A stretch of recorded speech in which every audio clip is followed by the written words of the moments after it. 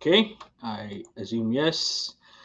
Perfect. So, what I'm going to do in the next hour or so, I'm going to describe this research area as well as talk specifically about examples of some of my own research.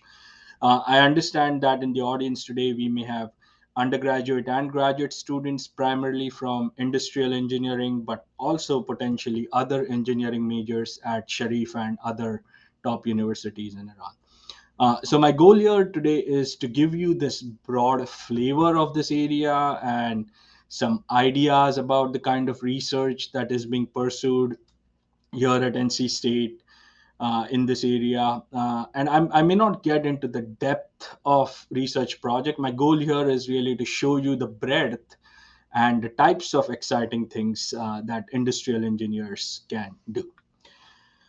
Before I get into research, I just want to again be very clear. Many of us might be familiar with medical devices such as orthopedic implants or medical devices such as pacemakers. Laser pointer here. But I'm not talking about, not going to talk so much about these kinds of devices today. I'm going to talk about medical products that are made using living cells and a variety of synthetic and naturally derived biomaterials. Before I get into my research, just want to highlight where I'm currently located. I'm a faculty at North Carolina State University, located in the beautiful city of Raleigh, North Carolina. So that's where we are located on the east coast of the US. 3 hours from the mountains, 3 hours from the beach. So, wonderful location. Raleigh, the city and the surrounding area, it's about 1.5 million people, and it's one of the fastest growing cities in the United States. It has a very strong university presence as well as industry presence, especially tech industry and biomedical industry. And North Carolina State University, as you can see in a couple of these pictures, we are located very close to the center of the city. We are one of the top ranked universities in the US, over 35,000 students, variety of majors, variety of colleges, including the College of Engineering, to which I belong. It's one of the top colleges of engineering in the country. And my home department is the Department of Industrial and Systems Engineering. The picture that you see, this is a brand new building. We moved here about just over a year ago. It's a state of the art facility with a variety of learning tools and laboratories and classrooms and graduate student offices. So, a department has about 350 undergraduate students, over 175 PhD and master's students, and a distinguished faculty of over 30. Just so you're aware, the department offers about 14 degree programs, including a PhD in industrial engineering, a PhD in operations research, as well as a variety of master's and bachelor's degrees. So I would encourage you, for those of you who might be considering graduate school, thinking about graduate school in the US, to check out our website and some of the exciting things we do. Our department, our faculty and graduate students and some undergraduates do research in five core areas: advanced manufacturing, health systems, human systems, supply chain and logistics, and operations research. And we have faculty and students spread out among these different areas. Within each of these areas, again, there is different domains and subdomains of research that are pursued. I've highlighted advanced manufacturing because that's my primary area of research. And within advanced manufacturing, my research pertains to biomedical manufacturing as well as additive manufacturing. And today I will share some of the examples of the work that I do here. My research group here, the work that I'm going to present today here, I'm a professor, but I have some really great graduate students and undergraduate students who do research in my lab. My research group is called the 3D Tissue Manufacturing Research Group. And we engineer new technologies for manufacturing of these living products that I'll talk to you about today. Our work is computational as well as experimental. We have a variety of manufacturing processes and machines available in the lab, as well as analytical techniques and high speed computing for analytics. Now, this is definitely a more non-traditional area of research for industrial engineering, but I'm hoping that today through this talk, I will impress upon you an important role that industrial engineers can play in this field. Personally, my degrees are in production engineering and industrial engineering. I don't have a formal degree in biomedicine. However, I think industrial engineering is one of those majors that allows you to do a variety of things and impact a variety of domains. And I was able to use my skill set in industrial engineering and manufacturing and apply it to a variety of biomedical problems. Again, examples of which I will present today. So, with all of that general context of who I am, where I'm coming from, the university, let's jump into the presentation today. So initially, I'm going to give you some more of the scientific background of this area, talk about what these tissue engineered medical products are, briefly talk about the variety of manufacturing considerations that go into it. After that, really, I've been here, I've been doing this research for past 12 plus years. So instead of going into everything that has been going on, I wanted to use a couple of examples to show you how industrial engineers can impact this field. These are all the projects. The work that I'll present to you is really coming from the PhD dissertations of a few of my current and past students. So I'll give you a couple of diverse examples, and then I will conclude really tying everything up, talking a little bit about the future directions in the field. Okay. So let's get started with some of the background of what these products are. So, let's for a minute think about the variety of medical conditions that humans can experience. There can be congenital defects, there can be accidents and injuries, for example, sports injuries. There can be diseases as we age, diseases such as osteoarthritis, which many of you might be aware of, where in our knee joints and hip joints, the soft tissue, the cartilage, can degenerate and lead to a significant amount of pain. So if you look at these variety of conditions that affect humans, and if you look at the approaches that are used in medicine today for treatment, these would primarily rely on the use of pharmaceuticals and drugs, and that certainly helps. Can rely on use of medical devices such as implants and orthopedic implants or pacemakers, as I alluded to earlier. Some of the treatments can also involve grafts. These might be grafts that are coming from another part of the same human body, or they might be coming from a cadaver, a human or an animal cadaver. And again, depending on the type of condition, the age of the patient, and other factors, one or a combination of these approaches are used today. And certainly, these approaches are many of these are well established and can certainly help improve the quality of life for patients. But in many cases, the current approaches might not be optimal. They might work well in the short term, but may not have effective long term outcomes in terms of the patient's health and quality.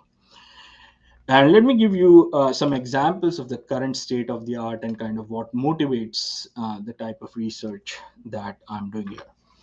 So, let's think of for a minute the knee joint. As you can imagine, the knee joint is subject to a lot of forces during the day. Walking, standing, running, and most of the activities that we would do involve the knee joints.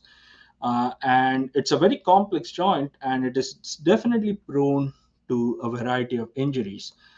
These injuries may include uh, injuries during accidents and sports injuries, for example, where let's say a soccer player or tennis player may tear their ligament, or there is a tissue called the knee meniscus that you see here. We have four of these in our body, two in each knee. These can get damaged. Some of the conditions that affect the knee joint can also be due to the age. Just as we get older, the tissue becomes weaker and degenerates. So, for a lot of the conditions of this important joint, the knee joint of our body, current approaches, if you look at treatment, they're very highly at the high level classified them into three. One could be surgical repair. So, depending on what kind of injury it is, and if it's a minor injury, some kind of tear, this may involve surgical repair, which means the surgeon may have to go in and maybe suture a torn area. And in some minor injuries, this might work well. In other cases, if the damage is significant but the patient is relatively younger, uh, the doctor may choose to implant grafts. And when I say autologous or allogenic, these words, what they refer to means autologous means a graft that is a part of a tissue that is coming from another part of the body from the same patient. So if, let's say, a surgeon wants to treat a knee, and a central area of the knee, they might take a small piece of healthy tissue from the back of the knee, which is not used a whole lot, and then implant it in that highly functional area that is subject to stresses. So that's what an autologous graft means. But for some treatments, you may need allogenic grafts, which means these grafts are coming from another human, potentially a cadaver. This is the knee meniscus that I was referring to earlier. And these, again, we each person typically has four of these, and if this has worn out significantly and needs to be replaced, one current treatment option is using a graft from a cadaver. Now, depending on the nature of the injury or the disease, age of the patient, another popular option and something that's certainly becoming more and more prevalent is the use of orthopedic implants. An example here that I've shown in this image is the knee implant, where in an older patient, if a lot of the cartilage is worn out, the menisci have started wearing out, the doctor may decide to essentially cut this entire worn out region, the region that is affected, and replace it with metal and polymer implants.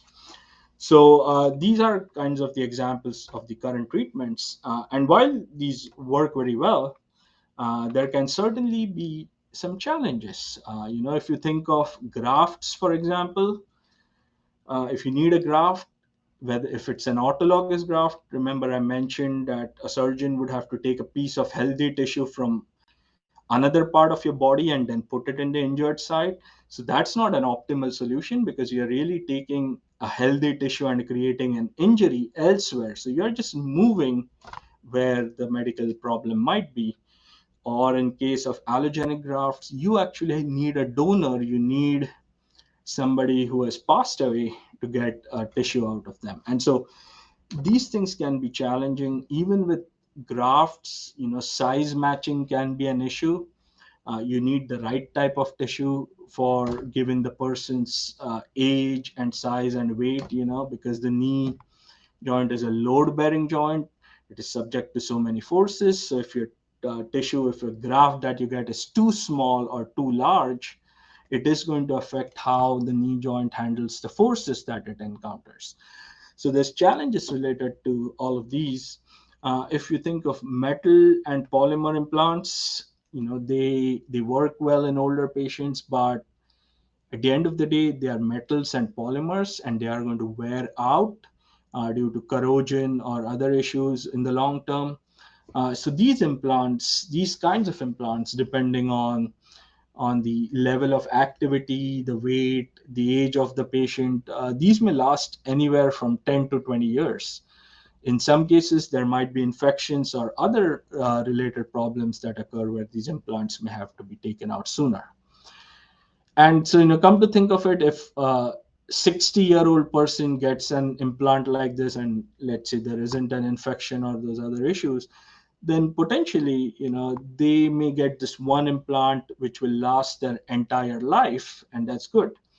But imagine a 35-year-old or a 40-year-old person who's really bust his knees, and really grafts or surgical repair are not an option, and you put an implant like this. Remember, I said, the life of this implant can be anywhere 10 to 20 years. So imagine what happens when the patient becomes 60-year-old, right? So the surgeon would have to go out and take out this old worn out implant and put a new one. Again, it's not an optimal solution moving forward. So, this is just one example of where current medical treatments can stand, and where there might be opportunities for improvement. So as technologies evolve, people have started looking further from just grafts or metal and polymer devices. One example is therapies, for example, where people might be using stem cells. There's a lot of research going on where you can take a small piece of tissue from the body, remove healthy cells from it, grow these cells into very large quantities, and then inject them back into the joint. And this is certainly an approach for some things, including the knee joint, that is being investigated. But depending on the size of injury and type of injuries, this might not work very well. Another issue can be, if you're injecting these cells here, how do you ensure that the cells stay in the same location and don't move with blood and other fluids in the body? So for some things, these kinds of treatments can work very well. For the others, there could be better alternatives to be explored. But this is certainly one area which has grown in the last 10 to 20 years, and there's definitely a lot of ongoing research. If you now think, so these kind of cell therapies in the US, in the Europe, you already have some of these that are approved by the FDA or the regulatory agencies of those countries, and others that are in research. So you can still see actual examples of these.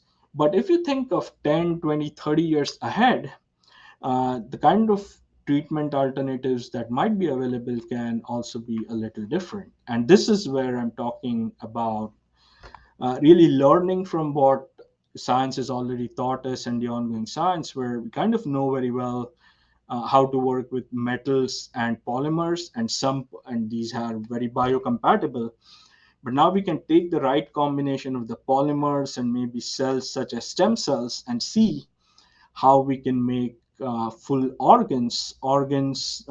These are examples of the knee meniscus like this, or a tissue called the osteochondral graft, where you have cartilage on the top and bone in the bottom. Again, something that can be used or useful in treatment of arthritis, osteoarthritis in the knee joint. And so this is where the technology of tissue engineered medical products, where you take the right combination of cells and biomaterials, and using a variety of techniques and process plants, you build out a full tissue that can then be used to replace the injured or damaged tissue. Okay. So how these kinds of technologies. So how can you envision how these may work? So let me just give you the basic concept and an example, which hopefully you will be able to relate. Let's think of plants and how we can get plants to grow. Right? There's these four essential components to it. You certainly need the seeds. You need soil to anchor the seeds. Right? The seeds cannot be floating. You really need to put them in in some solid surface where then they can stay and then grow. In addition to these, you need nutrients, you need fertilizers, for example. And when you get the combination of these and you have the right environmental conditions, including water, the right temperature, uh, the right concentrations of gases in the air, if you will, then you get plants to grow, right? So think of engineering tissues and organs in a similar fashion, where cells might be analogous to seeds. When we talk about soil and something for anchoring, this is where we use biomaterial scaffolds, if you will, on which cells can attach and then grow.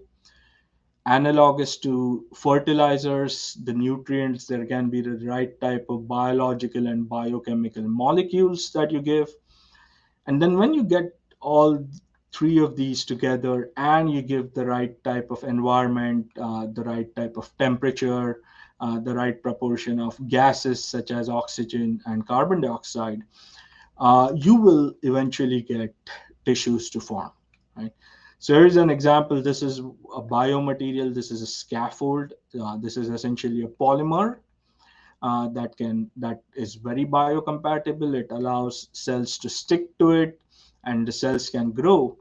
And over time, under the right conditions, as you're seeing in this image coming from one of my recent papers, you can get tissue to form in and around this polymer, and over time, this polymer will degrade and it will be replaced with an actual tissue. And if you look at the tissue under the microscope, I think this is very important to understand when we talk about any kind of human or animal tissue. We are not talking about just living cells. We are talking about a combination of cells and proteins and other things that cells secrete, which we refer to as the extracellular matrix, or ECM for short. Right. So any tissue in our body is composed of a combination of cells and this extracellular matrix, which are proteins like collagen, for example. You may have heard of collagen creams that people use on their skin to prolong the health of the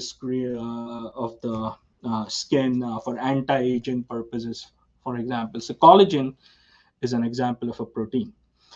So that's what this very broadly this technology can do. You have, and this is where the engineering comes in. This triangle that I'm showing you, it's a simple figure, but this is where the complexity lies, and this is where it takes decades of research to really bring this all together to make a tissue. There's different approaches by which you can get these things together and then grow them. But if you look at the high level, this is what can capture it. And this is where 3D printing technology over the last decade or so has become very, very important. And with kind of 3D printing processes, what you can do is you start with the patient, and the surgeon, let's say, takes a medical scan of the patient, whether it's a CT scan, an MRI kind of scan, and you can extract the images of the different tissues and organs from the scans and create a 3D CAD model. I'm sure many of you who work in manufacturing engineering primarily are familiar with computer aided design and CAD software, which we typically use to design any product. And we have CAD software that are specific, where you could extract these patient features to build three-dimensional models specific to the patient.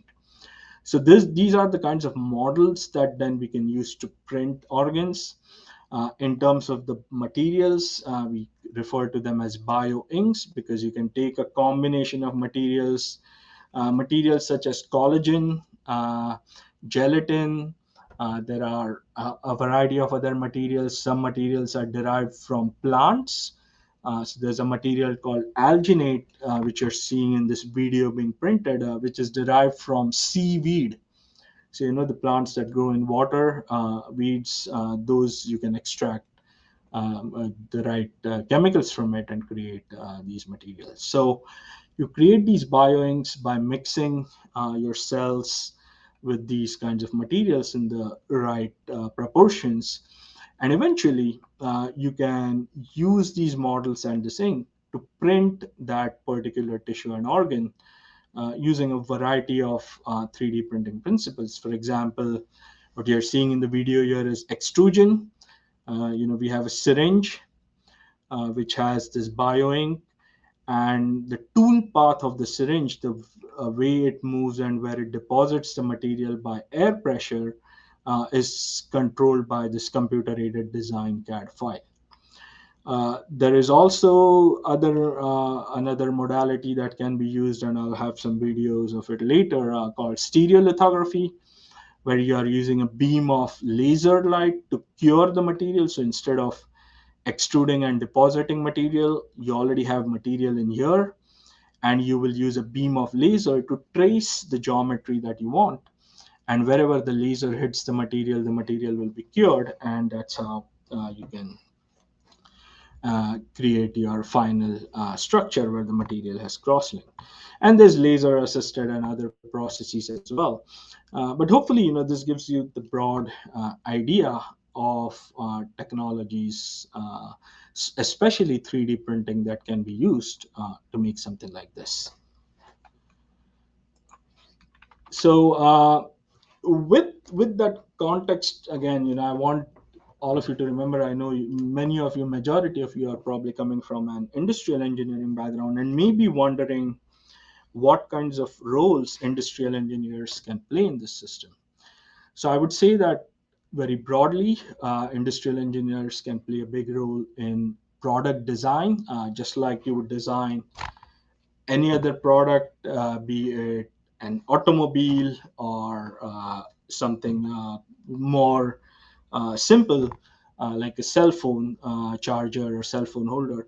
Uh, Techniques that we use in product design, concept development, in combination with concurrent engineering, working with people in medicine, I think can lead to some really good products. And there's a lot of work and contributions that industrial engineers can make here. There's certainly contributions to developing and optimizing manufacturing processes, including 3D printing. I gave you example of 3D printing in the previous slide, just so you know that's not the only type of process that can be used. There's a variety of different processes that can go into making these tissues and organs. So there's work related to that. There's work related to quality. As you're making these things, uh, it's not just about the dimensions of these parts anymore. Critical quality attributes, many of them are biological in nature. So how do you measure them in process, post process, the analysis of those? That's a big area. And then if you look at all of this in the whole systems context, think of these as factories of the future, where many of these technologies are currently being developed in research labs, but in future, for these to make an impact in hospitals and patients, you would need good quality controlled scalable production systems. And so think of the kind of systems engineering that can go into some of this. So that's where industrial engineering can make a huge impact. In my own research, been doing work. I showed you some pictures and images, tissues, designing tissues related to the knee joint. And there's a lot that goes into designing the scaffolds, understanding how the design of the scaffold affects how cells interact with the scaffold, how cells form the proteins, what the mechanical properties of that tissue are going to be. So there's a lot of this design aspect that I study.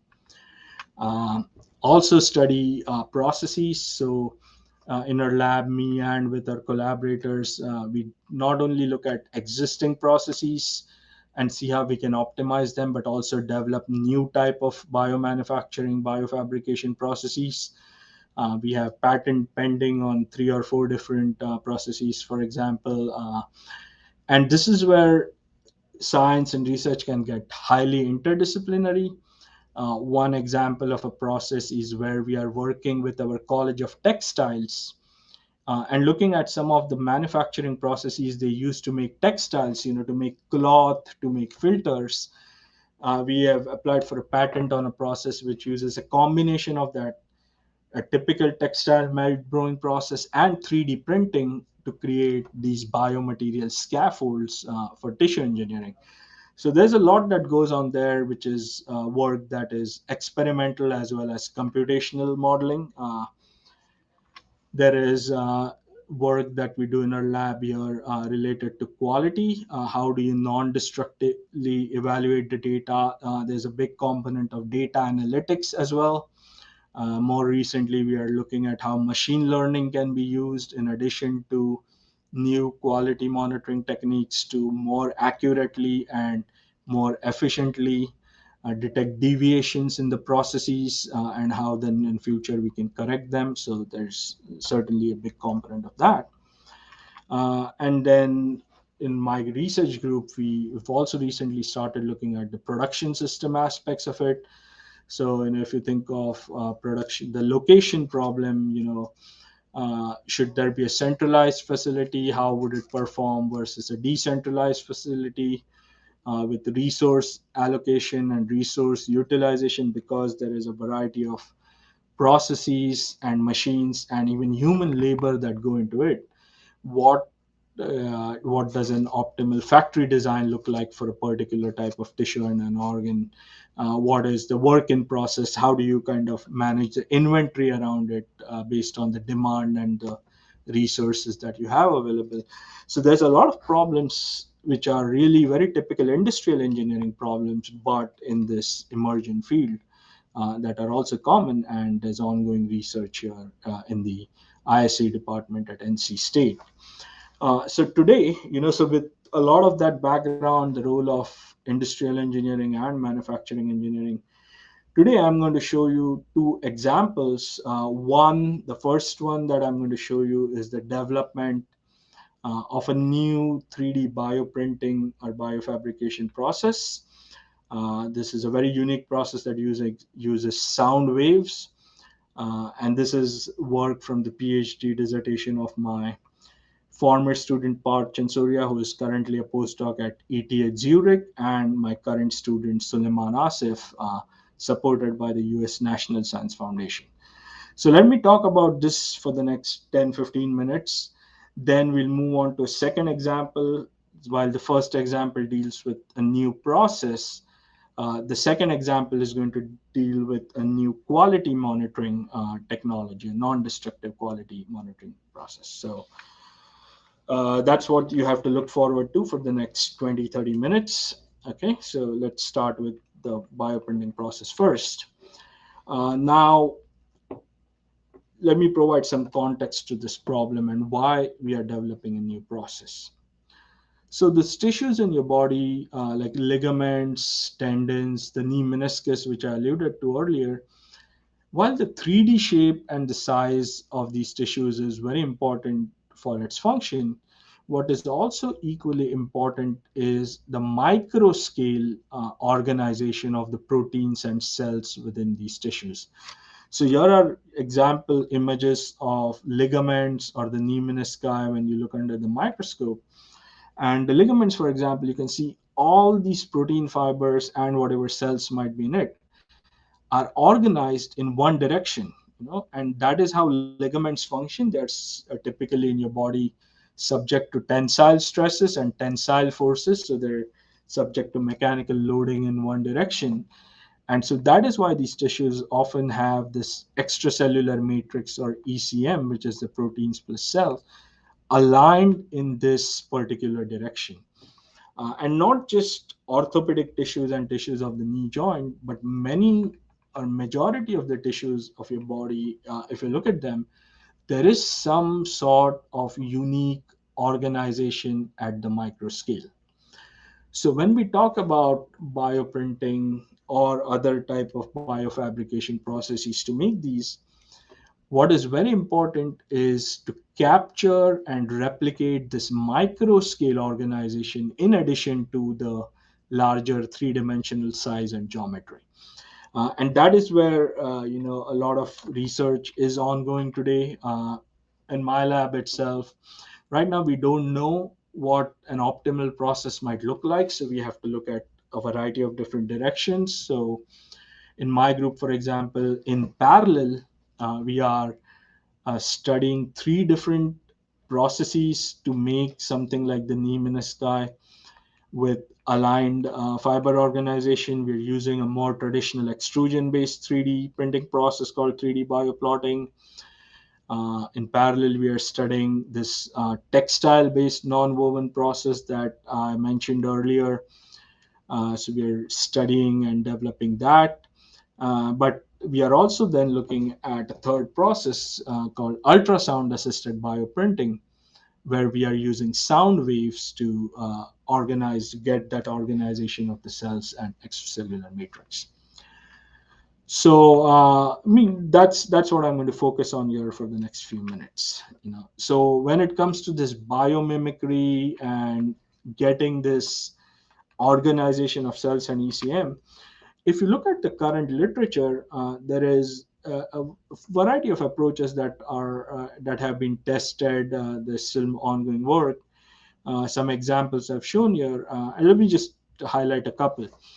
Chemotaxis, for example, is an approach where on the surface on which you're going to deposit or print cells, you can have some appropriate chemicals patterned on that surface, so that when cells are added to that surface, the cells will get attracted towards those chemicals, and that may cause them to align in a particular direction. It's a very broadly, that's what the chemotaxis principle is. Or there is a photophoresis principle where you can use beams of laser and use them literally to move particles like cells one at a time. And using the energy of this beam is how you can position cells and particles and get its geometry that you want.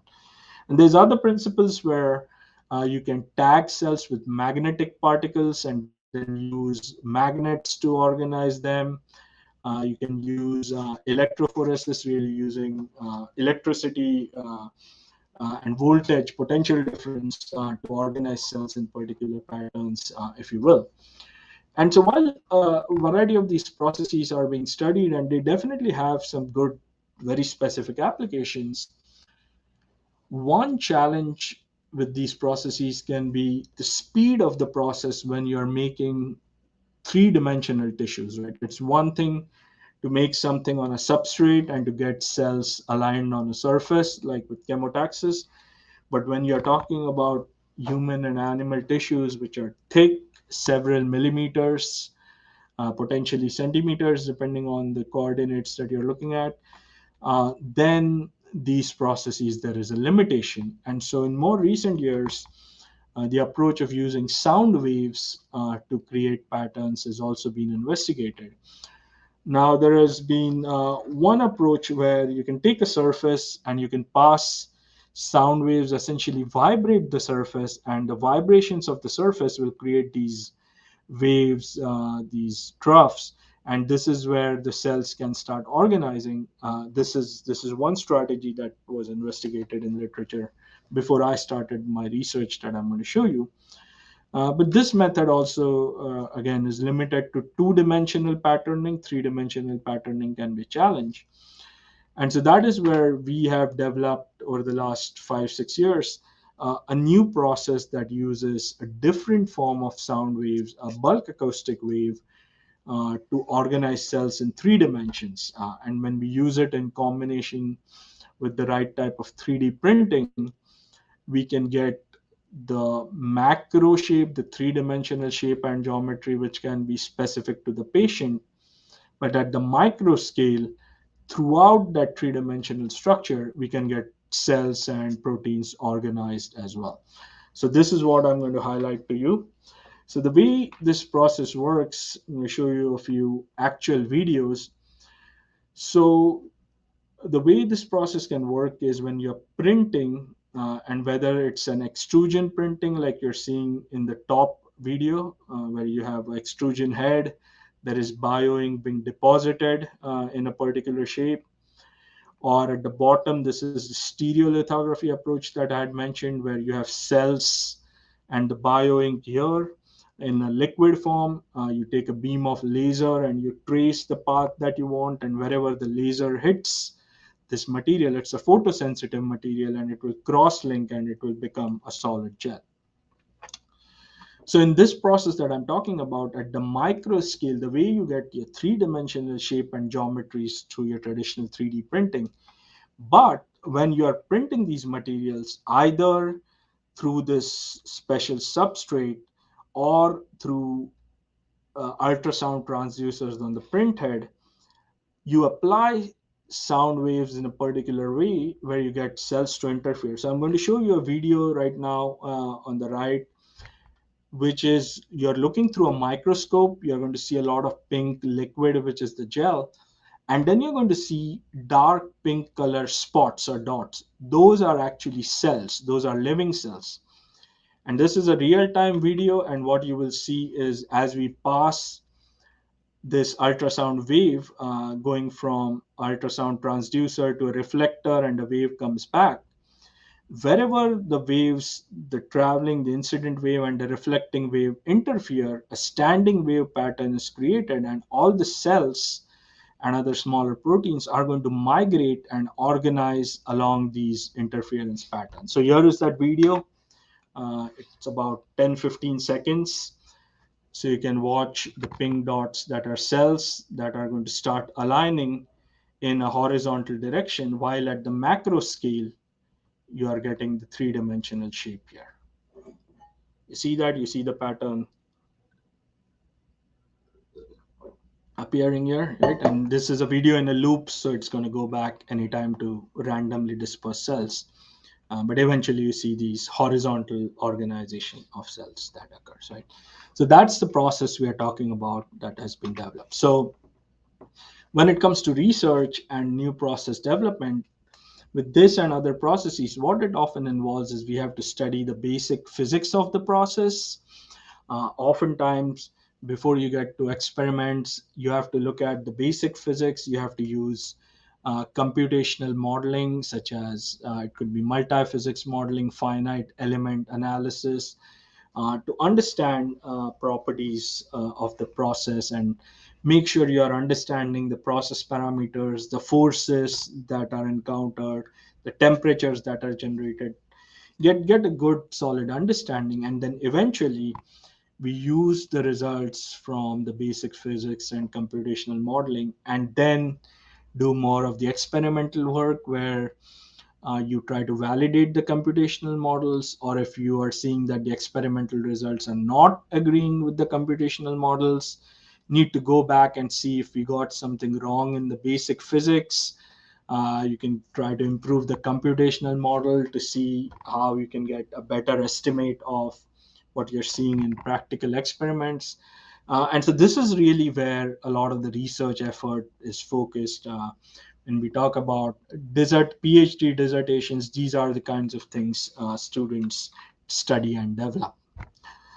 So in this case, the basic physics of this process, if we look, there is two forces that we are most concerned about in developing and understanding this process. One is called the radiation force. This is the force that cells experience because of this sound wave. This is the force that is pushing the cells towards this interference nodes, and variety of factors play a role: the size of the cell, the wavelength and amplitude of this ultrasound, and create this pressure wave that is created. Also the properties related to the viscosity, compressibility of the hard gel within which the cells are encapsulated, as well as the cells themselves. So this is one major force. This force is responsible for pushing the cells into the patterns. And this is counterbalanced by a second force, which is called a drag force. So this is the force because of the viscosity of the gel, which is really preventing or which is trying to negate the motion of the cells. Because think of these gels similar to jello or toothpaste, something of that kind of consistency. So if you're trying to push cells through it, because of the viscosity, it's going to get slowed down. And so this is really the primary forces that we have to look at very carefully, and study the relationships and the right parameters so that you can get the radiation forces to overcome the drag forces, which will really cause the cells to move, but do it in a way that the forces exerted on the cells are not too high. Because if you take cells and exert them to very high forces, especially shear forces as they're moving through this fluid, the shear forces can destroy the cells, they can kill the cells. So in a worst case scenario, you may still be able to pattern the cells, but the cells may have been dead because the forces were too high. So again, this is where a lot of the engineering comes in, where you have to understand how the process parameters affect this physics.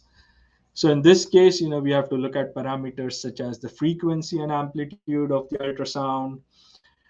We have to understand the mode of application of the ultrasound, whether it's a continuous wave or you're passing the wave in small intervals in a burst mode. Also, how long you're passing that wave, whether it's a burst or a continuous. So, a lot of these ultrasound related parameters are going to play an important role in the radiation force. On the other hand, the viscosity of the ink and the cells, the size of the cells, these are going to affect the drag forces that I talked about. So in this previous slide, talked about these radiation and drag forces. So these are the parameters that affect it. And then they are related. Remember, at the micro scale, this is happening, but at the macro scale, you're still doing 3D printing and depositing new material.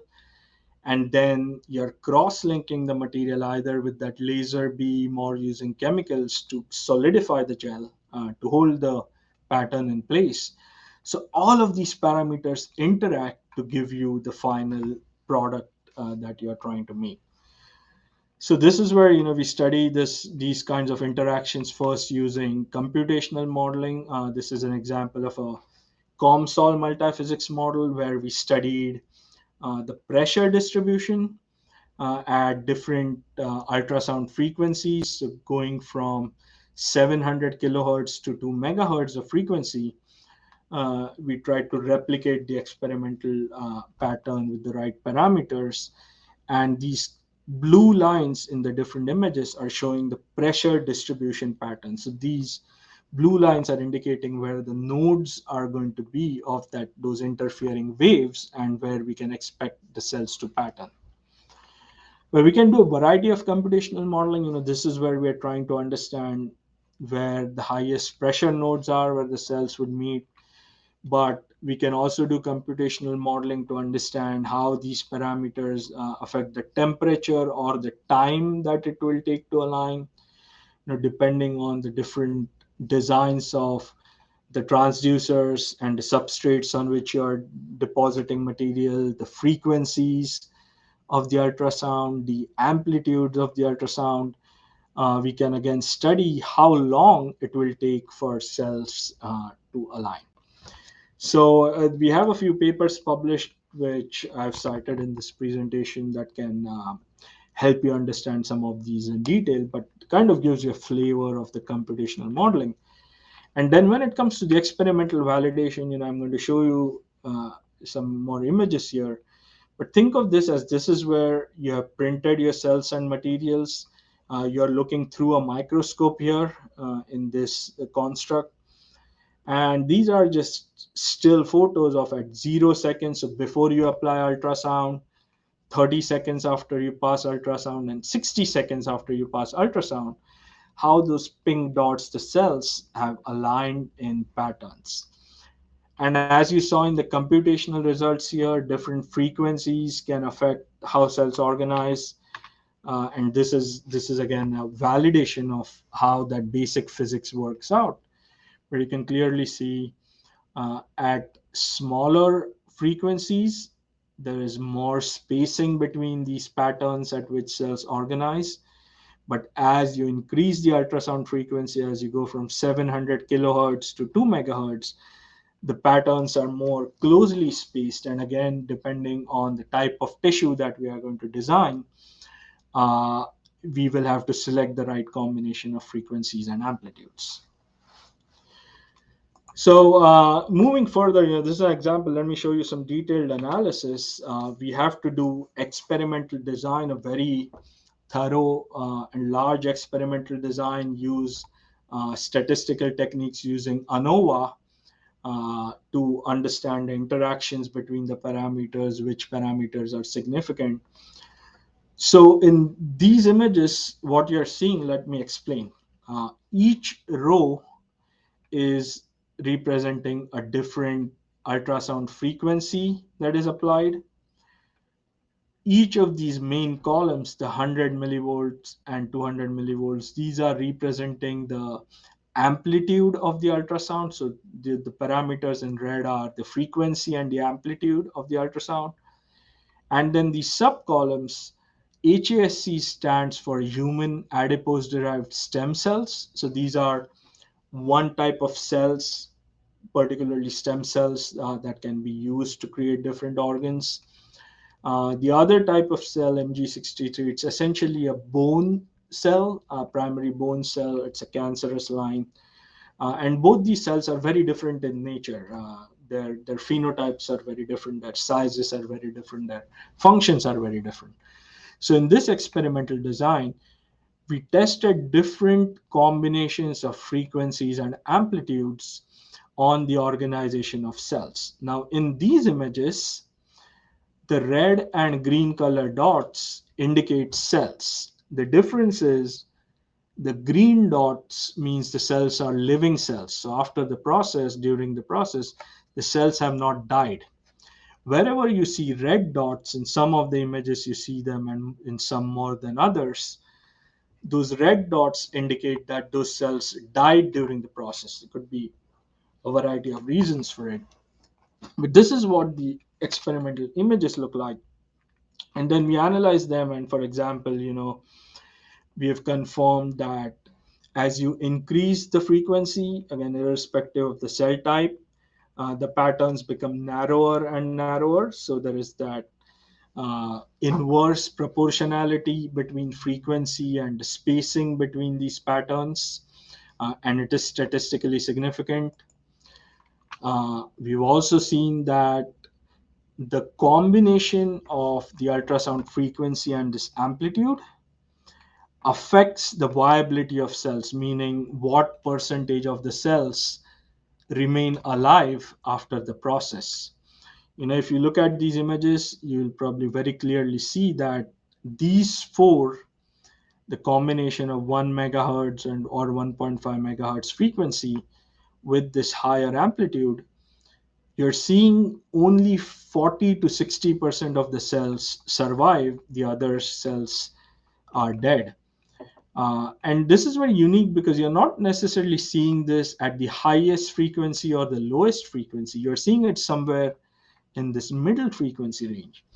And actually, this is where the computational modeling helps us understand these relationships. In the computational model, we had seen that at these combinations of frequencies and amplitudes, the forces were extremely high, the forces that the cells experienced. And remember, I mentioned earlier, if the forces exceed a certain threshold, they will start killing cells. And that's what we've seen experimentally here, right? So a lot of this analysis about the process kind of leads us to a better understanding of the process parameters, which are optimal at which you should run the process. And then we have used, then in different publications, we have shown how this process can be used to print something like the knee meniscus with cells organized along this direction as is seen in an actual human meniscus. We've also used extrusion and other type of stereolithography and other types of 3D printing with ultrasound to organize cells in different types of patterns. So here is a crisscross pattern, cells are going in this and this direction. In another version, we have organized cells in different layers in 3 different directions. And again, depending on the type of tissue that you are making, one of these patterns might become highly relevant. Okay. So that concludes the example of how ultrasound is going to affect cells. Just so you know, we've continued these studies now. Just patterning the cells is not sufficient. After you pattern cells, you need to understand over long term how do the cells survive. Are the cells creating their own proteins and extracellular matrix? Is that extracellular matrix organized or patterned in the way we want to, or is it more haphazard? So using different types of cells, these are some cardiac related cells. These are This is cell secreted proteins, collagen, which you can see again is aligned in one direction. So there's a lot of this studying that we do, because once you print an organ, once you organize the cells, you're not done. It takes over a month to allow these cells and that printed structure to mature, for the cells to grow, for the cells to secrete this collagen.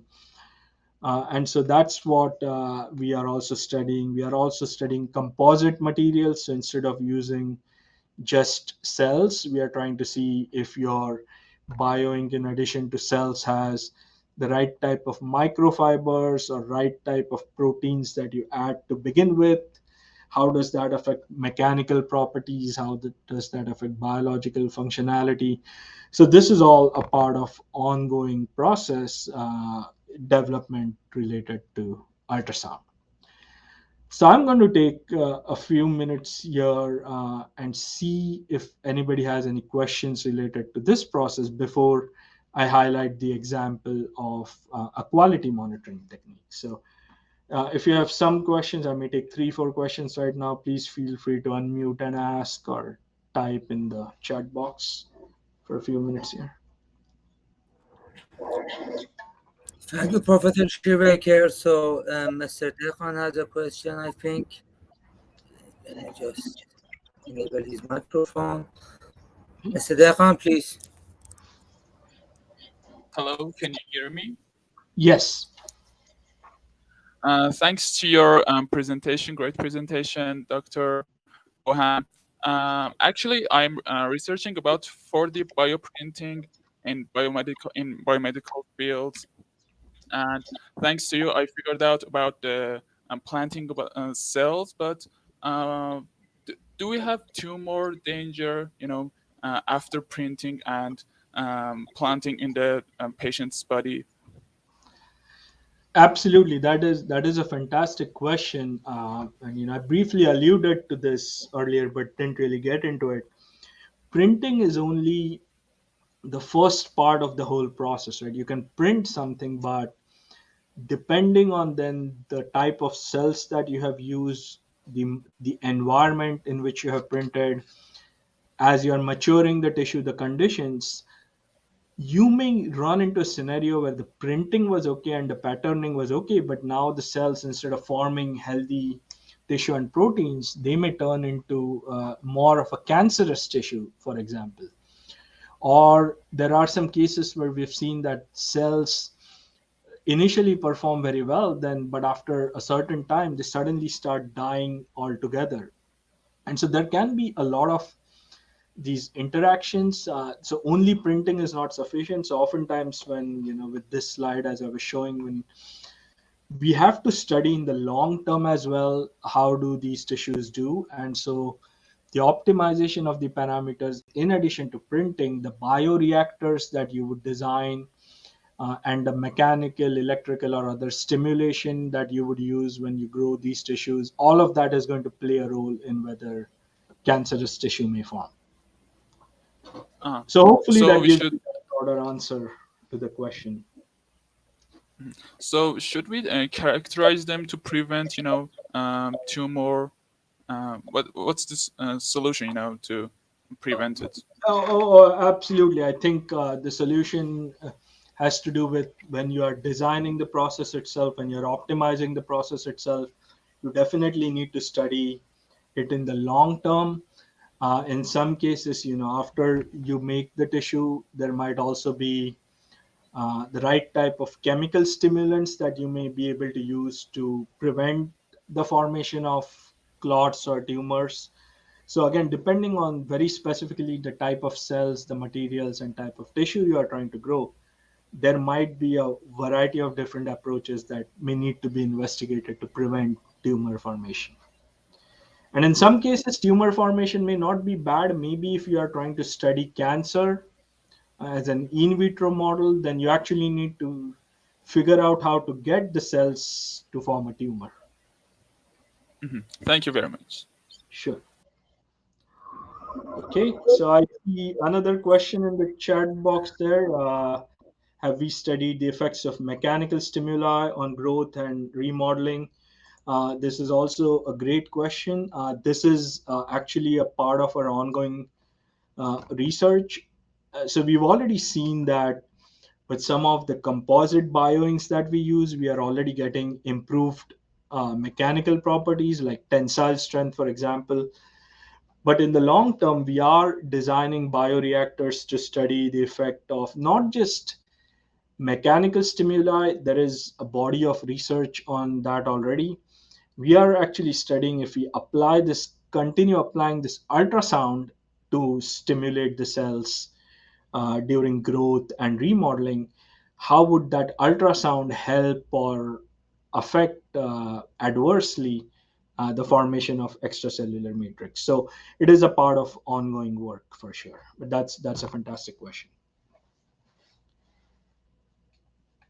Okay. Any other questions right now? All right. So let me continue. Let me use the next few minutes to highlight the second example that I wanted to share with you, which relates to quality monitoring. This comes from the PhD dissertation of former student Lokesh Narayanan, who is now a professor at North Dakota State University, and my current student Shohanujjaman Shohan, as well as this was done in collaboration with my colleague Dr. Benil Starley. And this work was supported by multiple grants from the US National Science Foundation as well as the Advanced Regenerative Manufacturing Institute. So this is some of the context for this, right? So initially I talked about the process to make the tissues, but then how do you assess the tissues after they are printed and over the several weeks that you are going to try to grow them and study the remodeling, right? This relates very much to the two questions that were just asked, whether maybe if something's not right and you are getting a tumor to form, or with these mechanical, if you stimulate the printed tissue in some way, how well are the cells growing, how well is the new protein forming. So standard quality approaches in this field of tissue engineering often rely on biochemical assays, histological assays. This, for example, means, including the examples that I showed you, adding some sort of chemical to your cells and your printed structure, and then observing it under some kind of fluorescent microscope, or slicing it and then observing it under an optical microscope. There can be various techniques like these, and then using these colored images and whether the cells are green versus red or another metric, you can try to assess the quality. There's also methods that rely on indirect measurement of oxygen or glucose in the growth media that you're supplying to these tissues. How does the level of oxygen in the environment changing? How is the level of glucose changing? That can also indicate how well cells are growing, tissue might be forming. And so, by and large, the current methods in the field which rely on these kinds of analysis, many of them can be offline or non-real time, meaning you cannot do any in-process quality monitoring. You have to finish a process, you have to take the samples out, and then over the next several hours, you may have to do this quality analysis. Many of these processes are also destructive in nature because they may involve slicing the product that you make, or they may involve the use of chemicals which will stain the cells a particular color. But now during staining, either the cells have died or they have no further utility moving forward. And a lot of these processes can also be time and resource intensive, where to understand a particular quality metric, the whole process of slicing and staining and then observing under a microscope, not only is it qualitative and very human effort intensive, but it can take several hours. So, all said and done, the current quality monitoring, quality assessment approaches in the field are by and large good or acceptable for research purposes. But if you're thinking of a production system where you have to make hundreds of these tissues to use to supply to hospitals and using patients, then a lot of these approaches are just not optimal. And this is where there's the need for non-destructive approaches for quality to be developed. I'm sure many of you, especially in the manufacturing field, mechanical engineering, maybe have studied non-destructive testing, and it's the same concept applied here, but instead of using non-destructive testing on polymers or metals, you're talking about techniques to study this in these living constructs, if you will. So there's a variety of approaches that are being studied, especially over the last decade or two. Some include, again, the more molecular mechanisms, these molecular probes that can tag the cells that you can use to study. There's some processes being researched which rely on optical feedback, and then there are others that can use quantitative ultrasound or dielectric spectroscopy. So these bottom two, my research group is currently investigating them. Earlier, I talked to you about using using ultrasound as a part of bioprinting, but at the same time, we are also studying ultrasound to measure the quality. But that's not what I'm going to talk to you about today. Today, I'll highlight the other non-destructive technique we are studying called dielectric spectroscopy. And the principle of this dielectric spectroscopy, DS for short, as I'm going to refer to it, it is leveraging the electrical properties of cells. And what I mean by that is, if you take living cells, a healthy living cell, and subject it to an alternating electric field, electric field where the polarity is changing continuously, what is going to happen is the cell is going to start acting like a capacitor with charge buildup. Because what happens is the cell membrane here, it is typically an insulating material. However, the inside of the cell, the cytoplasm, as well as the external environment of the cell are typically fluid, and they are conductive in nature. So when you subject a healthy cell to an electric field, charges start building up along this insulating membrane. And depending on the frequency of your alternating field, you can start seeing cells act as capacitors and show different levels of capacitance or relative permittivity, which is capacitance per unit length. And so this is an important property where with living cells, by subjecting them to alternating currents, you can study and find out how well they are doing. And it's important to note why this principle is important, because if you take a dying cell where, in dying cells, typically the cell membrane in some way is damaged. When a cell membrane is damaged, the membrane can no longer act as an insulator, because now the fluids outside the cell and inside the cell are freely interacting. So there is no charge buildup.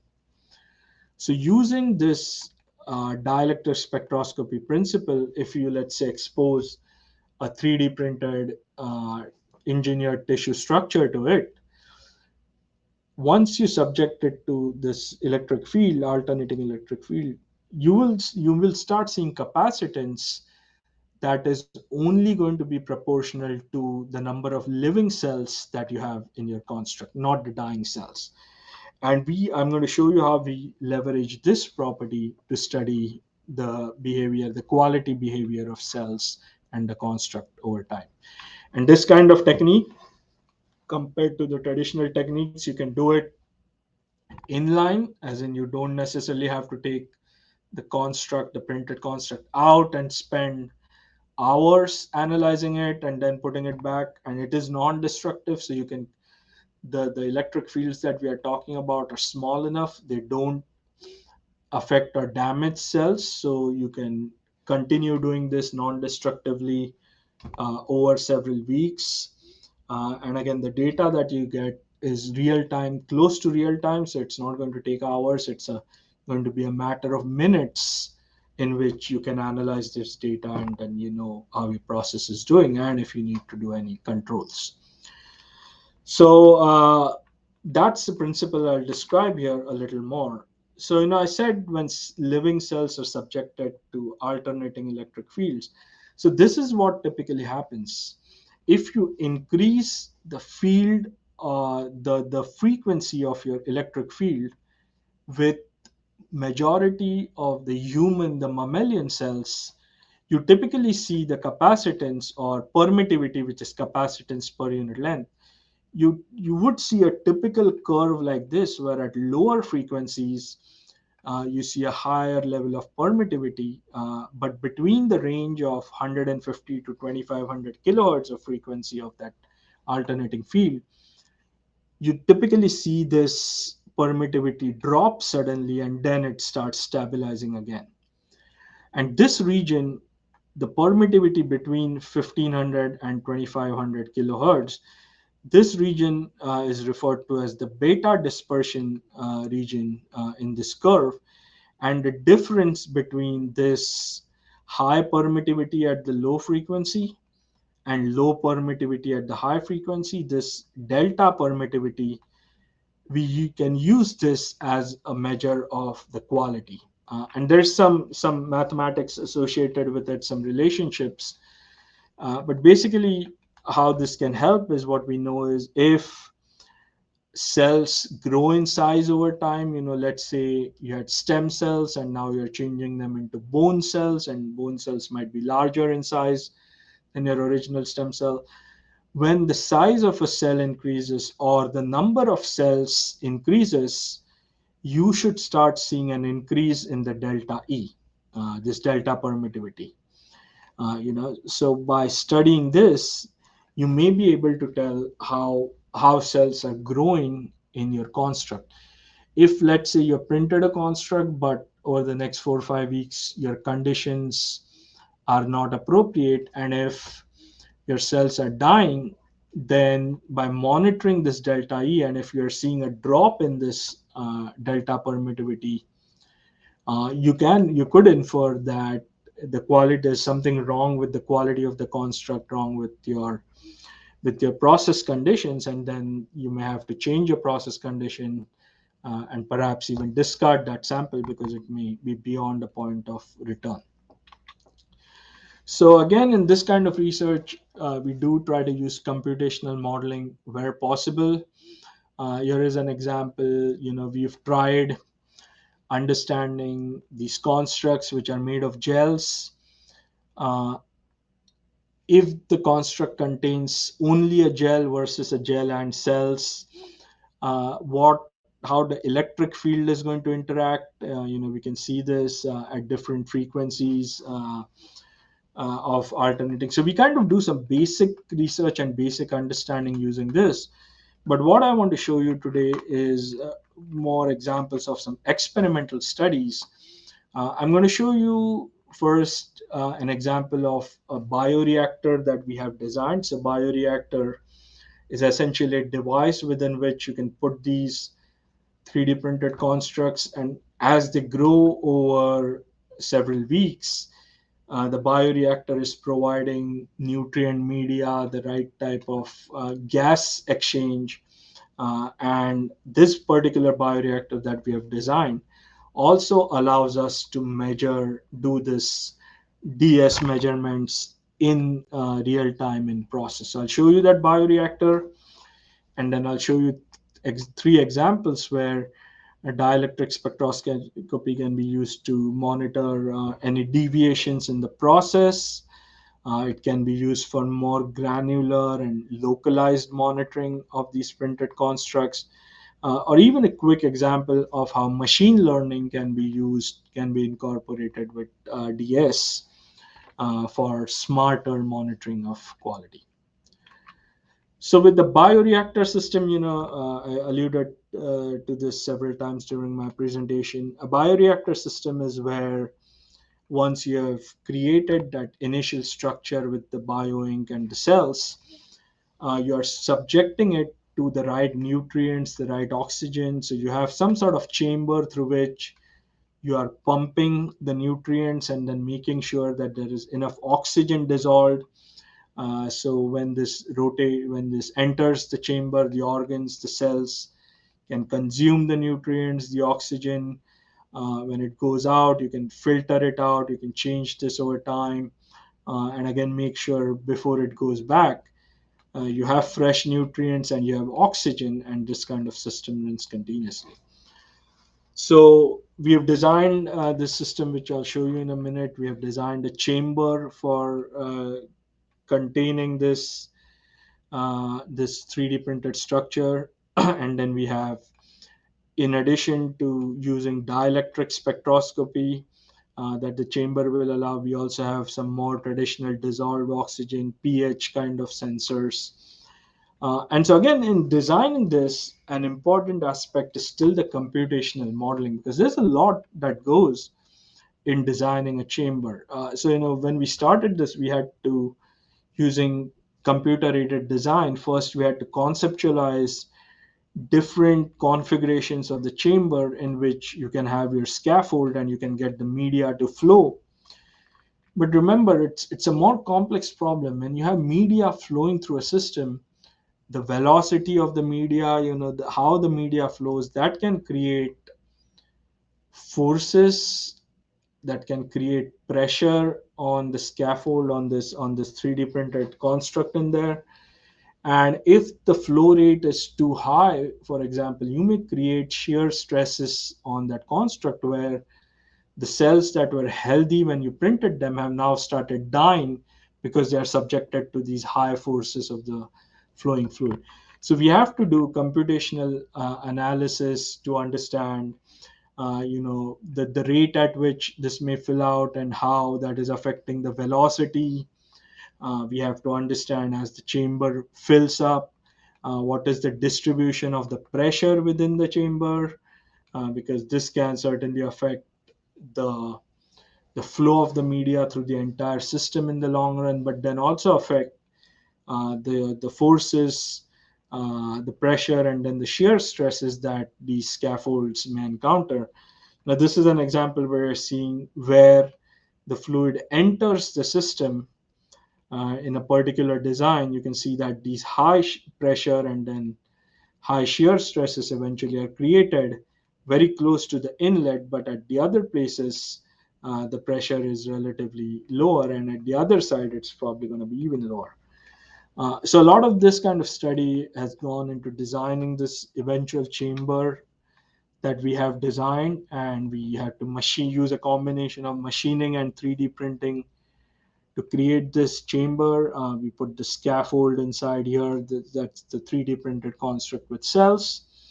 And then this is our system for dielectric spectroscopy.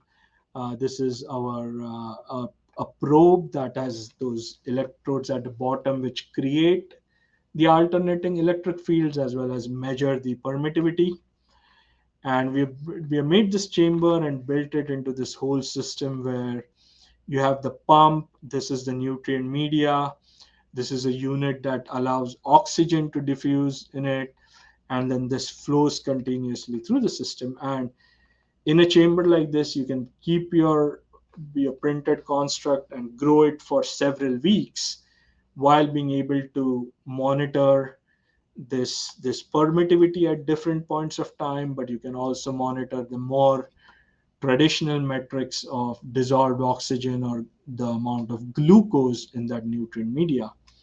In addition to the hardware, this bioreactor, we have also built a software, an interface where you can monitor some of these dielectric metrics, but also monitor the dissolved oxygen and pH. So this is a whole system that we have created and then can use to study a variety of tissues.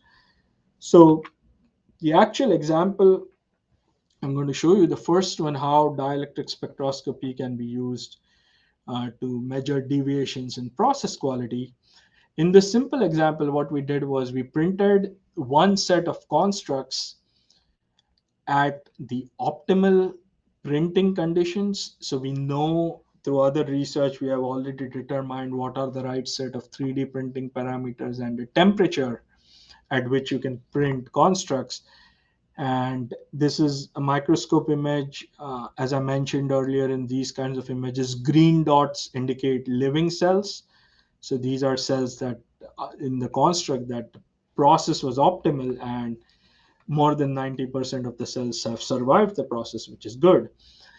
And then we printed, to study dielectric spectroscopy, we printed a second set of constructs under the non-optimal conditions. Imagine this replicating a scenario where you have a machine and suddenly something breaks in the machine. Let's say a thermocouple breaks in the machine, and suddenly the temperature in your printing system is 50 degrees instead of the optimal 37 degrees. Using traditional destructive testing, you see these images, and here you can clearly see under these non-optimal conditions, you have majority of the cells have died as indicated by the red dots. So using these destructive processes, we know that this is optimal and this is non-optimal. Now what we did was we applied the dielectric spectroscopy to these set of constructs, and this is what their profiles look like. This is that permittivity over the frequency or log of frequency for the constructs printed using optimal conditions, and the red dotted line is the change in permittivity over frequency for when constructs were printed under non-optimal conditions. And when we take the delta permittivity, which is the difference between this and this point and this point, again, there was clearly, visually you can see it, but statistically also that difference was significant, which essentially indicates that in a process, you can use this to monitor, and you know what an optimal condition curve is going to look like. And as you are monitoring the process, if you see that this curve is deviating significantly, then you know something is not right in the process, so you can stop and fix and correct it before you proceed. Another example here is where we had this construct growing in a bioreactor system. And what we did was, while we were growing this over 5 weeks, after a month, after 4 weeks, just for one day, we turned off the flow of the media in this bioreactor system. So we stopped introducing new nutrients and more oxygen just for one day, and then we restarted the process. We restarted the flow. And we wanted to see, again, this is a scenario that can occur in real life when you have a machine that is running for 5-6 weeks. Let's say there is a malfunction for a short period of time. We want our quality monitoring method to be able to detect that. So when we look at a non-destructive, so in this sample, when we measure a more traditional metric of glucose in the system, this is what we saw. Initially, the glucose levels were steady over time. As cells start growing, we are not necessarily increasing the amount of media. The total volume of media is the same. So initially, you have more cells, but the same amount of nutrients. So you see a slight drop in glucose because cells are really consuming a lot of it. And then this represents the one day that we turned off the fresh nutrients and the fresh oxygen. And you can see that in a more traditional glucose concentration measurement method, the glucose levels suddenly dropped. And after we restarted the pumping system, it started catching back up. So this is a more traditional and non-real-time-ish method, if you will. This is what the dielectric spectroscopy results look like. This is the delta permittivity metric. Remember, I had mentioned initially through studies, we already know that as the number of cells grows, as you have more and more cells, your delta permittivity should ideally increase. And that's what we see here over time in the construct until week 4. When we are giving fresh nutrients, the signal is increasing, which means there's more and more cells. But then when we stop this for one day, you see that sudden drop again, and then you see the increase once we restart it. So whatever we hypothesized and saw in more traditional results, in real time, and very quickly we could monitor it using dielectric spectroscopy as well. So it's just one example of how dielectric spectroscopy can be used to monitor any deviations in the process and then correct it. We've also used dielectric spectroscopy to study in complex tissues like the knee menisci. The cells may, because these have some unique geometries and you have printed this whole structure, there are different regions of the construct, the cells might be performing differently. It is perfectly possible that depending on your bioreactor design and such, that some areas of a construct are getting more nutrients than others, and you may see differences in this. Or in a 3D printing process, you're printing things layer by layer, right? So things might be different, may vary by layers. So how do you kind of study that, evaluate that? Right now, no existing, or really very few existing processes are able to monitor these kinds of localized differences in quality. But using dielectric spectroscopy, we have been able to study the viability of cells in different regions, as well as experimentally, we were able to see it at different layers as well. So just layer one, a combination of layer one and layer two, and then this represents a full construct made of 3 layers. And then you can see over time, throughout the construct, you can see a general trend. This is over 1 week. But then you can also see that within different zones, cells might be performing differently. And within layers, naturally, as you add more layers, the performance differs. So again, you can analyze this in different ways, but this shows you the potential of this method to be used in a production setting to really qualify a printed construct.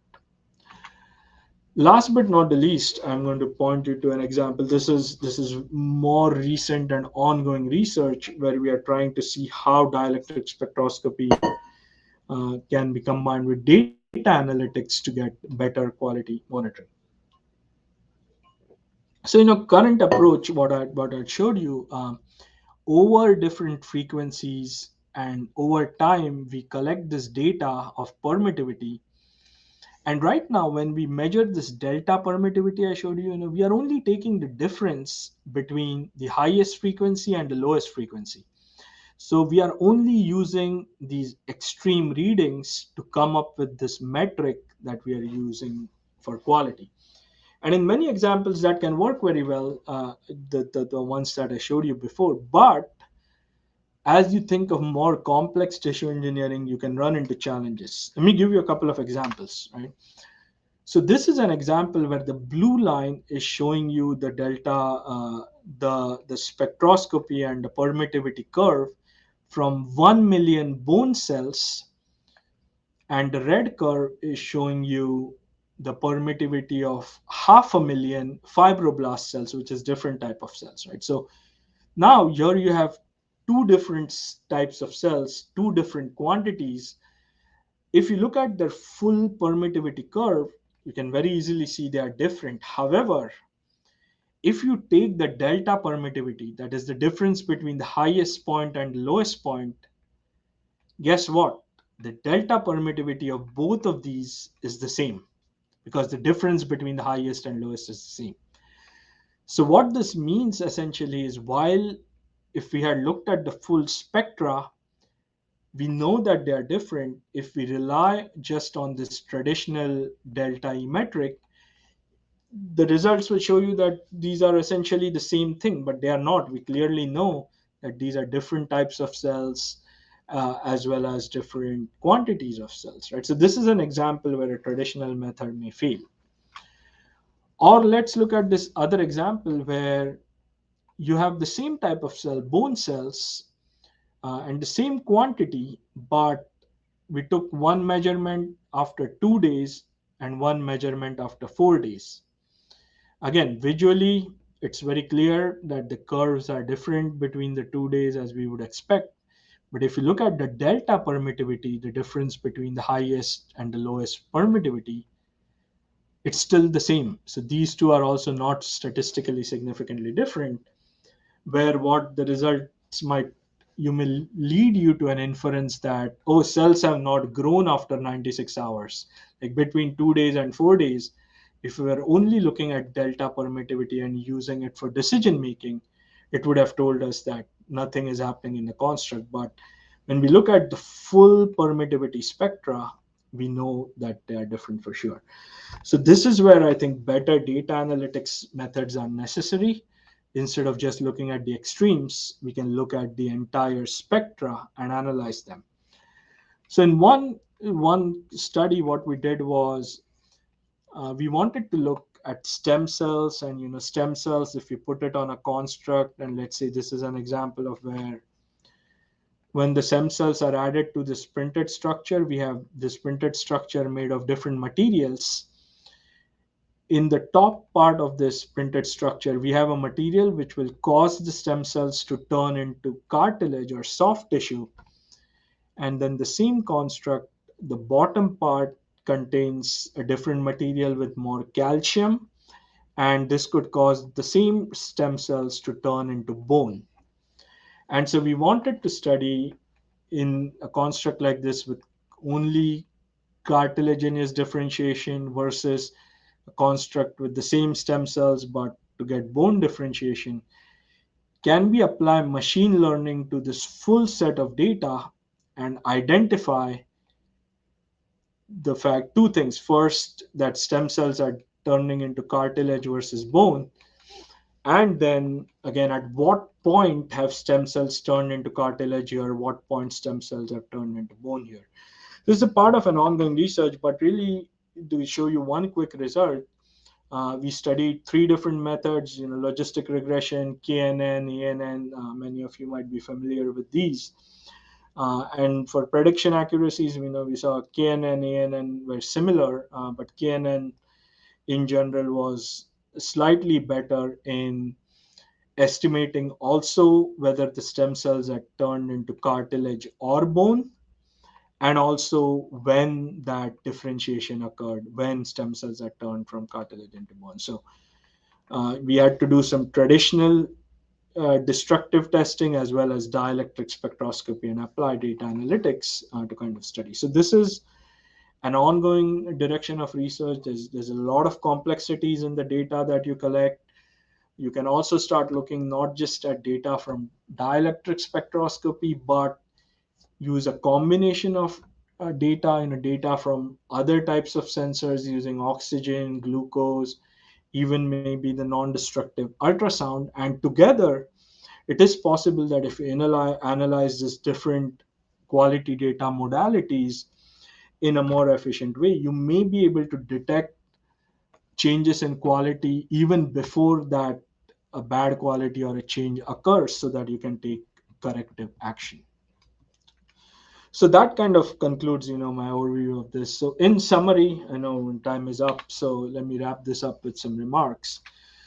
So in summary, there's work to be done in the design, the process, the quality, this production systems. But at the end of the day, remember that all of this has to come together for these kinds of products to be made at cost in a production setting. So you cannot look at design only in isolation, because when you're studying design, you need to have good processes to make it. To study new designs and processes, you need new good quality techniques. And eventually these processes, quality techniques will affect your production system design, your production scheduling, your inventory management. So you have to look at this holistically, which is again where industrial engineers can play a big role. Also be aware that beyond using these technologies to make tissues and organs for implanting in patients, we can use these kinds of tissues and organs to do research with, let's say, cancer, for example. Currently a lot of the research may involve animals such as rats and pigs, and oftentimes the results that you see in animals do not apply very well to humans. But now you can create human organs using human cells and then study, let's say, how cancer progresses. Or you can create these organs and use them for testing the toxicity of new drugs, the efficacy of new drugs. These constructs like these designed correctly can certainly aid this kind of scientific and diagnostic research and analysis as well. And lastly, looking forward, let's keep in mind, I gave you very specific examples, but there is considerations used including regulatory, because a lot of these products in the US, it is FDA. In different countries there are other regulatory agencies where you need to match their requirements, and as the science progresses you have to work closely with regulatory agencies to keep up the standards. The economics of this are going to be very important. It's one thing making something in the lab as a proof of concept, but if you want to make it at scale, the economics have to be considered significantly. The sustainability aspects, I think, are very, very important. These are resource intensive processes. And so trying to build these products sustainably is something look forward to in future, because remember, the waste for if you make bad quality products and those have to be disposed, there is some toxicity associated with that. And so there's costs, environmental costs as well as economic costs associated with that. And finally, you have to keep the equitability aspect into considerations. Eventually these technologies, when you make them, you do not want only the rich, the top 1% to benefit from it. Ideally you want the entire society broadly to benefit from it. So as you're developing these, working understanding the economics, but also working with the health insurance companies, for example, to kind of understand the pricing models and applications. All of this is very, very important. So while there is the specific manufacturing related research, I think broadly there are a lot of these systems engineering aspects which we have to continue to study and develop. And there is a lot of opportunity for research, especially those of you considering doing a PhD. There's a lot of topics associated with the various things that I talked about today, which can be very exciting for not only industrial engineers but also other engineering majors to consider. So with that, I conclude my talk today. Thank all of you for your attention. Also want to thank some of my current former students and collaborators. So different ideas that I presented today, many of these people have contributed to it, as well as certainly very thankful to the different funding agencies that have supported some of this research. So with that, I'll stop. Happy to answer any questions you may have. Thank you.